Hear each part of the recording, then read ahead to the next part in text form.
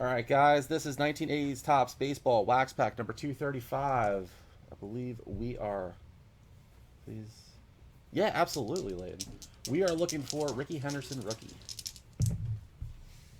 7 on the random. All right. Using our friend Nightbot. 1, 2, 3, 4, 5, 6, and 7. Oh, yeah, I mean, so I don't know if you guys. So our buddy Steven Garrett sent me and Sam a link for a box that apparently has a Jason Dominguez auto. I mean, all you have to do is just say Dominguez to a bunch of crazed Yankee fans and collectors, and I mean, anytime any guys like in buy sell trade, any Dominguez is the first thing I do is I tag Sam. So let's break. All right.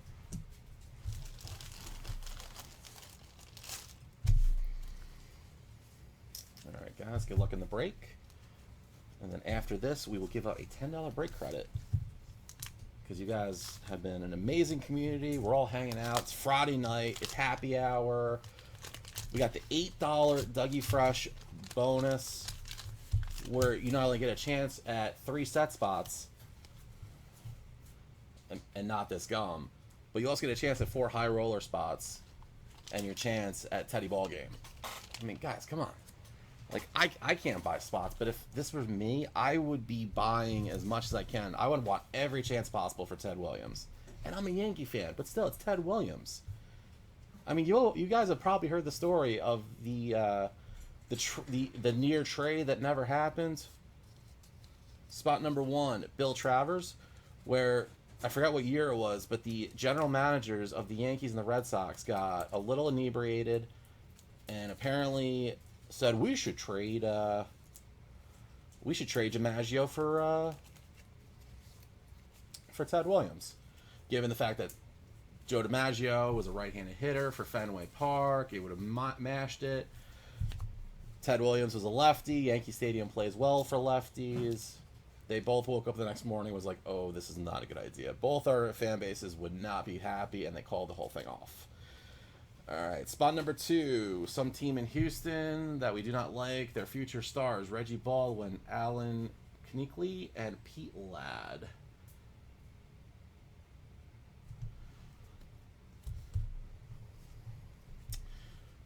All right, spot number 3, Aurelio Lopez.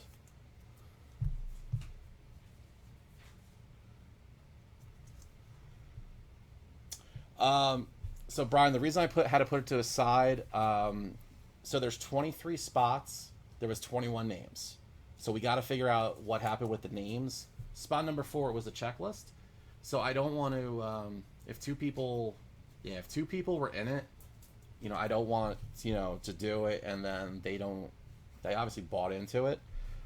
But we got to figure out why 2 names were missing. So again, Brian, I would have broken it. I do apologize. I'd rather us have the last 2 names and have it done right.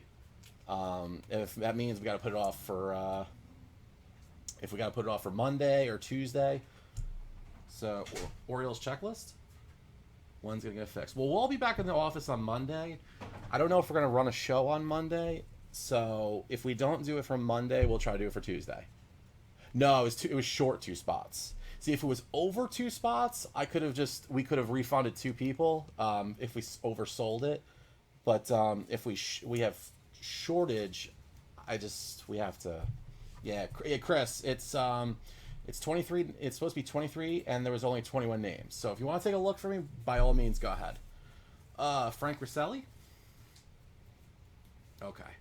I just don't want to jip, the 2 people or 2 spots that, bought into it, were ready for it, and then I get that email like, hey, I was supposed to be in it, and what happened? It's happened in the past. I feel bad. Jim Beatty. Because, I mean, like, I work here, we all have to be professional. At the same time, like, I interact with you guys on a daily basis. I don't want you guys to miss out. Jim Sundberg? Yeah. So again, it's I'm not trying to jip. I mean, I was hyped. I wanted to break that box open. I love baseball products. Just, we're going to hold off just so we can do it right. Because, again,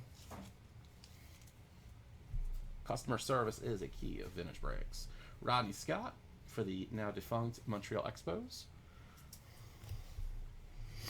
So, are you guys watching any baseball games tonight? I mean, I miss that. I miss just being home on a Friday night, watching a Yankee game, staying up, watching maybe like a Dodger game. Al Cowens. I think tomorrow the Yankees and the Nationals will continue their series. The best team in the league already won today. I guess that would be the Reds. I think they beat the Tigers, if I'm not mistaken. Watching the Indians home opener, nice. Ron Say. Aren't you guys glad baseball's back? Even if there's no fans, you know what? Who cares?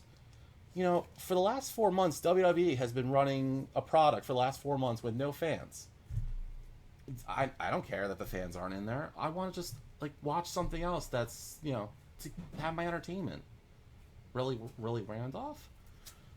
And the NFL, for instance, in New Jersey, our governor decided that if the Giants and Jets to play home games this year, if football season happens, which looks like it will, no fans will be allowed in MetLife Stadium for any Giant and Jet home games. I'm okay with that. And I feel like a lot of the teams in the NFL are going to do the same thing, just for as a safety precaution. I know some might let 20% of the fans in. They have to wear face masks. As long as sports happen, it gives us a distraction from the world, whether the fans are there or not. And I've always said that going to a sporting event's a luxury. Yeah, I mean, it's unfortunate because, I love going to games. But at the same time, we all want to, be there for, next year and the future. Jim Spencer. So, okay, this season, all right, so we don't get to watch the games in the stadium. But we get to watch it on TV with our family and friends. I'll enjoy that. One of the things I love doing is I love watching games with my son, Carson. And I love, seeing his interpretation of football and baseball. It's great, and I love it. All right, guys, that was 1980 Topps Baseball Wax Pack number 235 in the books.